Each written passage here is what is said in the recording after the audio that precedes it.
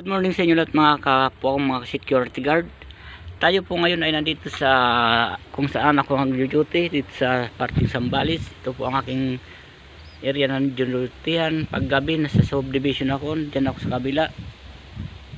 Pag araw dito po, ako po ay nag-i-street dahil po malaki po ang aking pangailangan. Ito po, ganito po ang kalawak ang aming binabantayan ngayon sa araw-araw na itong aming trabaho.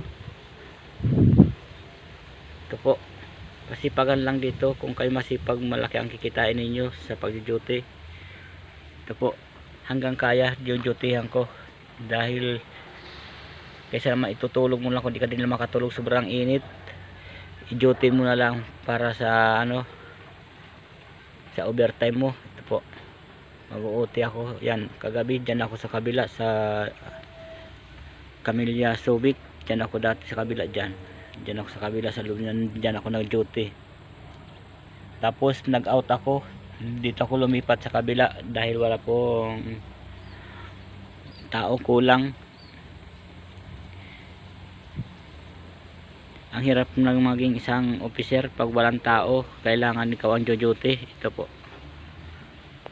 kasi ako officer po ako, kaya pag walang tao na duty po ako. Yan ang kalawak yan, ganyan. Tiyaga lang ba tayo sa mga kasi mahirap naman walang trabaho. Mas maganda naman yung may trabaho. Tamad lang ang hindi magganon sa ganito pag hindi sila magtiyaga sa mga ganito trabaho ng gwardiya. Yan po. Ito po ulan po, ito papunta sa kabilang sa may Camellia.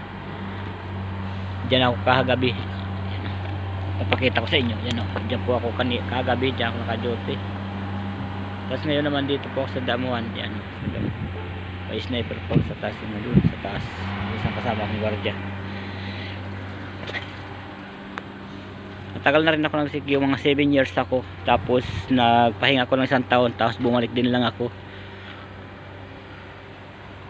Pag gusto mo talaga isang trabaho bilang isang security guard, pag ikaw po ay nag-resign kaya naglibo kaya ay nagpaalam na di ka na magsikyo, hanapin mo pa talagang trabaho. Katulad sa akin, nag-resign na po ako, pero hinanap pa rin ang trabaho na ganito.